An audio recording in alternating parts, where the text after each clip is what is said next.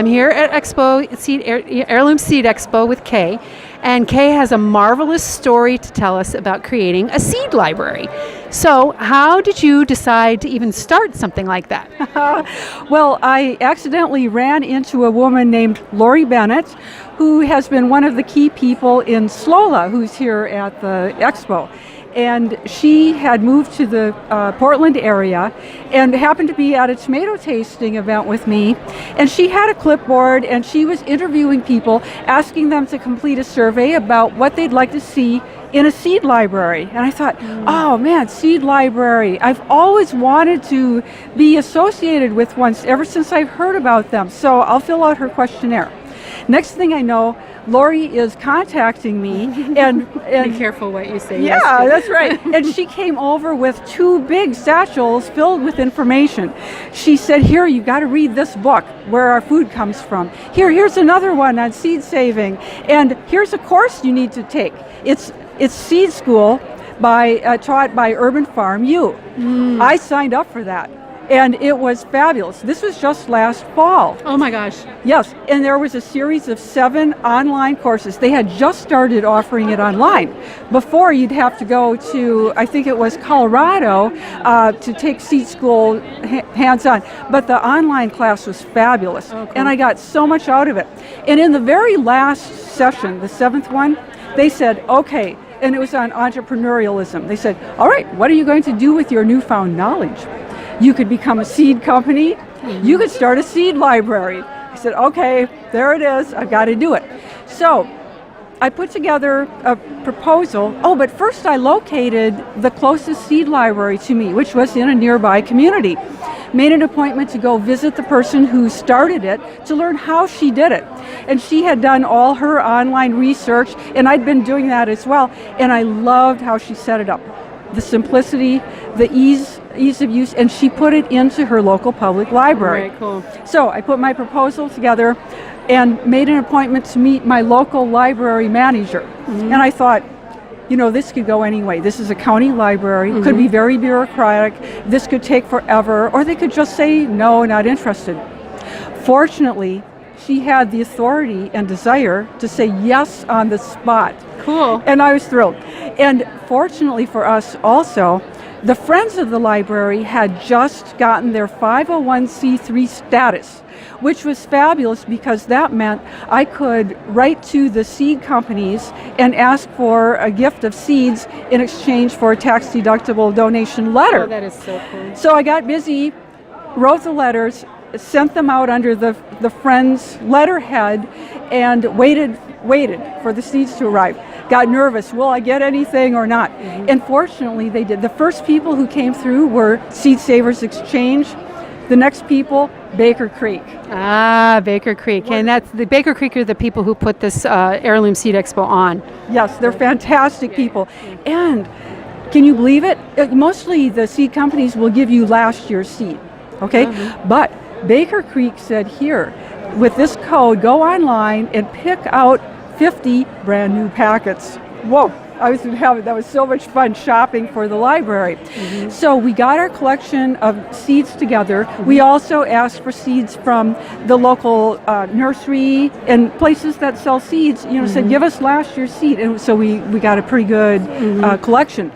Then February 23rd, we had our first gardening event at we teach gardening classes at the public library, and we rolled out the new seed library. And it's been a huge success in its first year. We've had more than 1,700 seed packet checkouts, and we've gotten a collection of seed packets of over 4,000. Because more people, as they learned about it, donated seed packets as well. Then the opportunity to have a seed garden came along. There was an underutilized community garden, 14 raised beds, and the person who had created it, she got too busy and she just couldn't manage it anymore, and it was underutilized. And so she said, can you do anything with this? So we've turned it into a garden to grow seed for the library. Nice. Oh, that is so cool. And I'm using the seed garden book published recently by Seed Savers Exchange as my guide for how many plants of each type you have to grow, what the isolation distance is, and all the knowledge that they've amassed on how to grow seeds. We're starting with a lot of the easier ones, to get our feet wet, and we've had some wonderful volunteers who have been helping with the seed garden. So I just got to say your eyes are very sparkly when you talk about this. And so how does it make you feel that you had this idea? Yeah. Oh, I just love it. I just, it energizes me. I can't believe the amount of energy I have because all of this is just so much fun. Right. And so tell us about why seed libraries are important. Oh, yes. Okay. So seed libraries are great because for a number of reasons. There's a lot of food insecurity, especially in our community. We want people to take these seeds and plant them and grow their own food. They'll get much more nutritious food than what they'll get in the grocery store. Also, the more times we grow seed in our area, the more adapted it becomes to our microclimate. And also, it's very, very much a political act as well. We're trying through the seed library. I call myself the curator. So I'm trying to select seeds. I really want to support our small local seed growers that are up and down our Willamette Valley because it's mostly it's stuff that will grow in our area and they can use our help as well. Food insecurity. There's just so many reasons to have seeds and to sustain them and to keep the varieties going. Like for instance, I have a variety that I named Belts Santa Cruz tomato. A friend of mine who's about 75 years old, she grew up in Santa Cruz. Her grandfather had this tomato. She doesn't know where it came from, but he grew it commercially there, and it's special because it will grow in fog. It'll grow in the Santa Cruz fog, and that's pretty unique. So I thought, okay, at the Seed Expo, I'm going to bring some of the seeds because I grew 6 plants of it this year. She gave me some, and I've been keeping it going as well. And I brought a packet to give to Slola because they have a lot of fog down there. So we'll see if it does well in Southern California as well. Yeah. So I'm always looking for seeds like that we can help continue on. And so do you see the effects of this rippling out into the community and creating more community, and how? Oh, yes. First of all, we've done a series of seed classes including planting for seed saving. So starting to teach people about isolation distances and techniques to keep cross-pollination at bay, and what to plant when, and then how to harvest seeds. And I'm using the seed garden as a way to teach people how to harvest seed. And it's been so well received.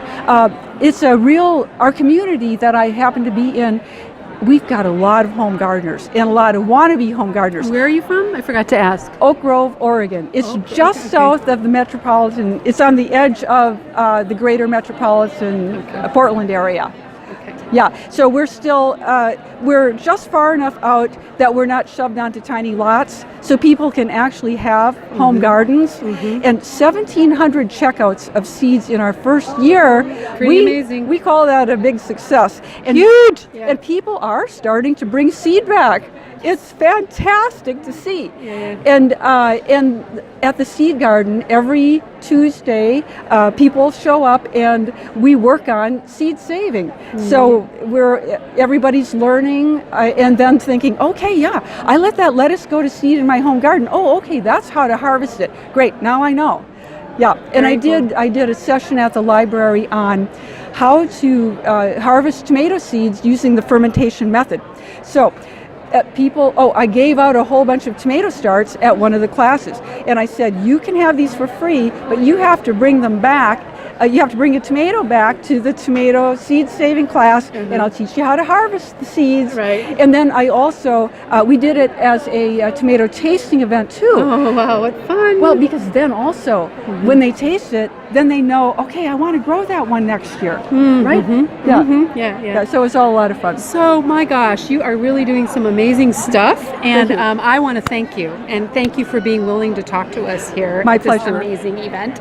And if you enjoyed what you heard here, please click on the subscribe button below, and we'll see you again real soon.